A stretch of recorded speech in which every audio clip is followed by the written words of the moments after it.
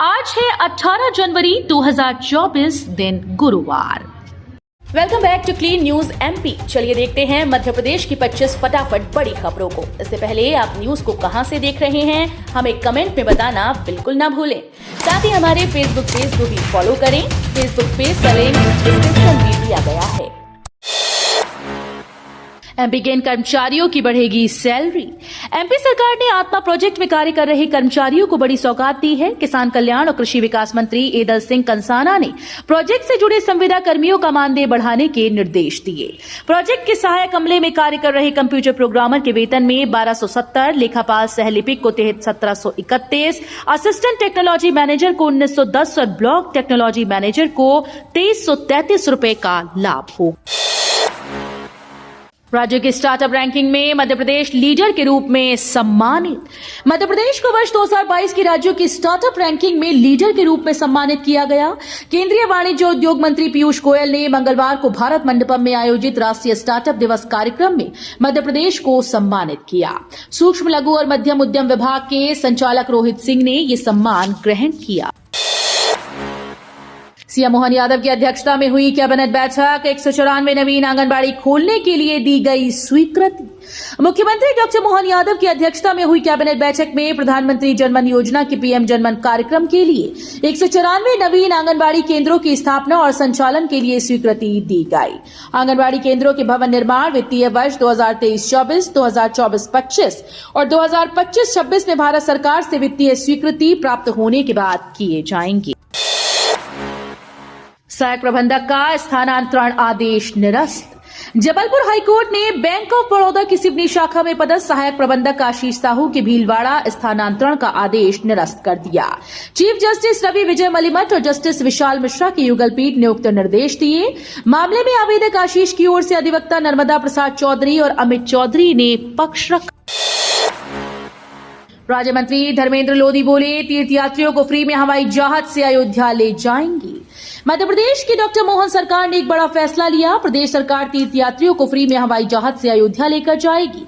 संस्कृति और धर्मस्व मंत्री धर्मेंद्र लोधी ने बुधवार को बताया कि श्री राम मंदिर के लोकार्पण के बाद सरकार फिर से तीर्थ यात्राएं शुरू करेगी।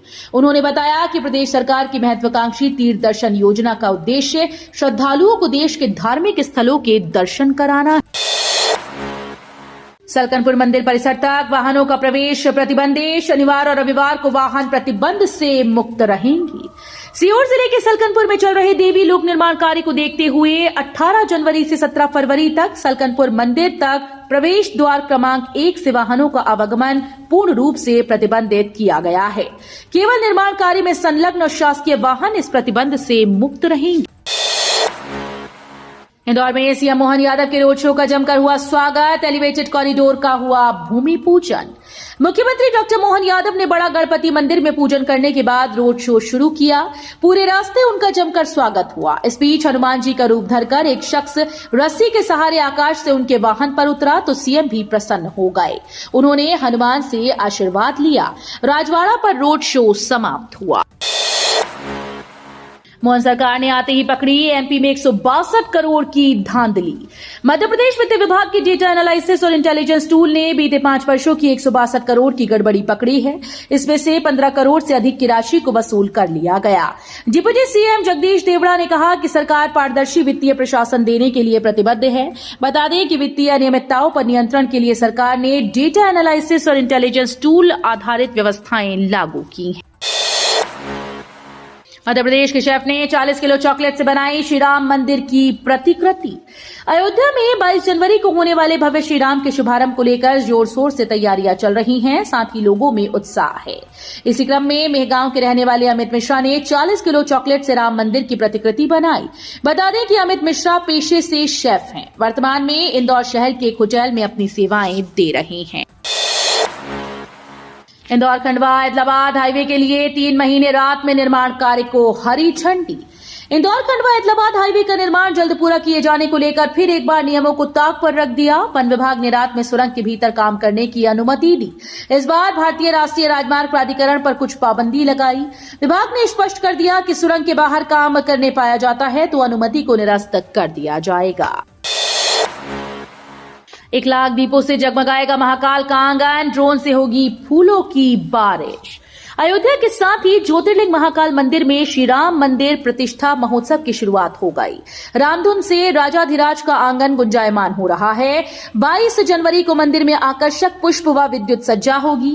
1 लाख दीपों से महाकाल का आंगन जगमगाएगा। रंगारंग आतिशबाजी से आंगन रोशन होगा। 22 जनवरी को तड़के 4 बजे भस्म आरती से रात 11 बजे शयन आरती तक दिन भर उत्सवी छटा बिखरेगी। गन्ने के मोलासेस पर 50% निर्यात शुल्क लगा, शक्कर के दाम घटे। सरकार ने अधिसूचना जारी कर शक्कर प्रसंस्करण के दौरान निकलने वाले मोलासेस पर 50% का शुल्क लागू कर दिया। यह 18 जनवरी 2024 से लागू होगा। पेट्रोल में इथेनॉल के मिश्रण के लक्ष्य को हासिल करने और आपूर्ति सुगम करने के लिए सरकार ने ये कदम उठाया है। देश में सरकार ने 2024-25 तक 20% इथेनॉल मिश्रित ईंधन और 2029-30 तक 30% इथेनॉल मिश्रित पेट्रोल प्राप्त करने का लक्ष्य रखा। बागेश्वर धाम पंडित धीरेन्द्र शास्त्री पर अपमानजनक टिप्पणियों के मामले में एमपी हाईकोर्ट ने फेसबुक, यूट्यूब, एक्स को किया तलब। हाईकोर्ट ने महत्वपूर्ण अंतरिम आदेश के जरिए internet media, Facebook, YouTube, Twitter को निर्देश दिया था कि बागेश्वर धाम के आचार्य धीरेन्द्र कृष्ण शास्त्री के विरुद्ध की गई आपत्तिजनक टिप्पणियां तत्काल हटाएं। इस आदेश का पालन नहीं हुआ, इसलिए अवमानना याचिका दायर की गई। न्यायमूर्ति राजमोहन सिंह की एकल पीठ ने जिम्मेदार अधिकारियों को तलब किया। सरकारी योजना का हाल बेहाल। मध्य प्रदेश सरकार ने 6वीं और 9वीं के विद्यार्थियों के लिए निःशुल्क साइकिल प्रदाय योजना लागू की थी, लेकिन शिक्षा सत्र समाप्ति की ओर है और उज्जैन जिले के कई शासकीय स्कूल के विद्यार्थियों को अब तक साइकिल वितरित नहीं की गई। सत्र 2023-24 समाप्त होने की कगार पर पहुंच गया और हालत यह है कि उज्जैन जिले के लगभग 1725 स्कूली बच्चों को अब तक सरकार से साइकिल नहीं मिल सकी है। प्रदेश की पहली फुटसल स्टेट चैंपियनशिप प्रतियोगिता बुरहानपुर में शुरू। मध्य प्रदेश की पहली फुटसल गेम की राज्य स्तरीय प्रतियोगिता का आयोजन बुरहानपुर में किया गया। जिला फुटबॉल संघ के नेतृत्व में आयोजित 3 दिवसीय प्रतियोगिता बुधवार से लालबाग मार्ग स्थित वुडन कोर्ट में शुरू हुई। इसमें प्रदेश की 8 टीम हिस्सा ले रही हैं। चयनित टीम नेशनल चैंपियनशिप में भाग लेगी। दमोह के सत्येंद्र अयोध्या में करेंगे संतूर वादन। प्राण प्रतिष्ठा से 2 घंटे पहले होगी प्रस्तुति। दमोह जिले के हटा का बेटा अयोध्या में अपनी कला की प्रस्तुति देगा। अयोध्या में बने विशाल मंदिर में जहां भगवान रामलला विराजमान हो रहे हैं, उस स्थल से बुंदेलखंड की उपकाशी कही जाने वाली हटा नगरी से कई पहलू जुड़े हैं। 1992 में नगर से पदयात्रा करते हुए 32 कार सेवक अयोध्या पहुंचे थे। वो विवादित ढांचा ढहने के दौरान वहां उपस्थित थे। दिग्विजय सिंह का भाजपा पर बड़ा हमला। बोले बीजेपी का उद्देश्य मस्जिद तोड़ना था, राम मंदिर बनाना नहीं। मध्य प्रदेश कांग्रेस के वरिष्ठ नेता पूर्व मुख्यमंत्री दिग्विजय सिंह ने एक बार फिर से भाजपा पर हमला बोला। इस बार यह हमला राम मंदिर को केंद्र में रखकर किया गया। दिग्विजय सिंह का कहना है कि भाजपा का उद्देश्य राम मंदिर बनाना कभी नहीं था, वो तो बस मस्जिद तोड़ना चाहती थी।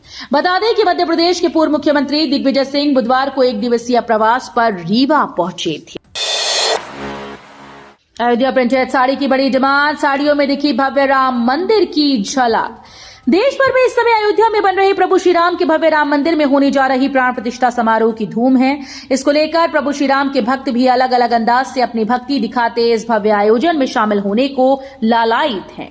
ऐसे ही मध्य प्रदेश के खंडवा में प्रभु के भक्त भगवामय अंदाज में आने वाली 22 जनवरी को श्री रामलला के प्राण प्रतिष्ठा समारोह को दीपावली की तरह मनाने की तैयारी कर रहे हैं। डिप्टी सीएम जगदीश देवड़ा बोले, राज्य शासन पारदर्शी वित्तीय प्रशासन देने के लिए प्रतिबद्ध। उप मुख्यमंत्री जगदीश देवड़ा ने कहा कि राज्य शासन पारदर्शी वित्तीय प्रशासन देने के लिए प्रतिबद्ध है। उन्होंने कहा कि वित्तीय अनियमितताओं पर नियंत्रण के लिए डेटा एनालिसिस और विभिन्न इंटेलिजेंस टूल आधारित व्यवस्थाओं को लागू किया गया है। इससे संभावित वित्तीय अनियमितताओं पर प्रभावी रोक लगी है। सीबीआई ने एमपी हाईकोर्ट में पेश की 308 नर्सिंग कॉलेजेस की जांच रिपोर्ट, 50 की अभी शेष। प्रदेश के बहुचर्चित नर्सिंग कॉलेज फर्जीवाड़ा को लेकर दायर याचिकाओं पर हाईकोर्ट ने सुनवाई की। कोर्ट के पूर्व आदेश पर सीबीआई ने 308 कॉलेजेस की जांच रिपोर्ट बंद लिफाफे में पेश की। कोर्ट के पूछने पर जांच एजेंसी की ओर से बताया गया कि अभी मेडिकल यूनिवर्सिटी से संबद्ध करीब 50 कॉलेजेस की जांच होना शेष है। सीबीआई की ओर से रोक लगाई गई, अतः जांच लंबित है। हितानंद बोले, तीसरी बार मोदी सरकार बनाने में महिलाओं की होगी बड़ी भूमिका। प्रधानमंत्री नरेंद्र मोदी के नेतृत्व में तीसरी बार केंद्र में भारतीय जनता पार्टी की सरकार बनाने में महिला मोर्चा की महत्वपूर्ण भूमिका होगी। प्रधानमंत्री नरेंद्र मोदी के नेतृत्व में विकसित भारत बनाने के संकल्प को पूरा करने में महिलाएं और महिला मोर्चा कार्यकर्ता सहभागी बने। भोपाल गैस पीड़ितों के मामले में पूर्व सीएस बैंस समेत 9 अधिकारी अवमानना का नोटिस। मध्य प्रदेश उच्च न्यायालय के जस्टिस अशील नागू और जस्टिस देव नारायण मिश्र ने केंद्र सरकार और मध्य प्रदेश सरकार के 9 उच्च अधिकारियों को अवमानना मामले में नोटिस जारी किया। ये नोटिस 20 दिसंबर 2023 को जारी किए गए। हालांकि ये सामने अभी आए हैं। इस नोटिस में 16 जनवरी तक अधिकारियों को जवाब देने के लिए कहा गया था। अब मामले में बुधवार यानी 17 जनवरी से सुनवाई शुरू होगा। मालदीव नहीं बनेगा श्रीलंका, मुकेश अंबानी ने चला बड़ा दांव, चीन का प्लान हुआ फेल। चीन लगातार भारत के पड़ोसी देश में निवेश कर रहा है। इसमें मालदीव और श्रीलंका शामिल हैं। ये दोनों देश हिंद महासागर में स्थित हैं, जो भारत की सुरक्षा के लिहाज से काफी अहम हैं। जैसा मालूम है कि श्रीलंका के आर्थिक हालात ठीक नहीं। ऐसे में श्रीलंका की सरकारी टेलीकॉम कंपनी अपनी हिस्सेदारी बेचना चाहती है। बिना नेट के फोन में चलेगा टीवी, जल्द शुरू होगा D2M। डायरेक्ट टू मोबाइल का पायलट प्रोजेक्ट जल्द शुरू हो सकता है। Ministry of information and broadcasting Bharat के 19 शहरों में इस प्रोजेक्ट का पायलट रन जल्द ही शुरू कर सकती है। D2M में मल्टीमीडिया कंटेंट बिना डेटा के ब्रॉडकास्ट होता है और फ्री में आप अपने मोबाइल पर लाइव टीवी, मूवीज आदि देख सकते हैं। फिलहाल टेलीकॉम कंपनीज इसका विरोध कर रही हैं, क्योंकि उनके सब्सक्रिप्शन बेस्ड सर्विस में घाटा होगा। पेट्रोल डीजल 10 रुपए होगा सस्ता। सरकारी तेल कंपनीज ने दिसंबर तिमाही में जबरदस्त मुनाफा कमाया। इंटरनेशनल मार्केट में क्रूड ऑयल के लगातार सस्ता होने से अक्टूबर दिसंबर तिमाही में तेल कंपनीज का अनुमानित आंकड़ा 75,000 करोड़ रुपए के पार पहुंच सकता है। इस बीच हिंदुस्तान टाइम्स की रिपोर्ट के मुताबिक तेल कंपनीज पेट्रोल डीजल 10 रुपए तक सस्ता कर सकती हैं। अप्रैल 2022 के बाद से पेट्रोल डीजल के दाम में कोई बदलाव नहीं आया है। तो ये थी आज की 25 फटाफट बड़ी खबरें। अगर आपको न्यूज पसंद आई हो तो वीडियो को लाइक और शेयर जरूर करें। धन्यवाद।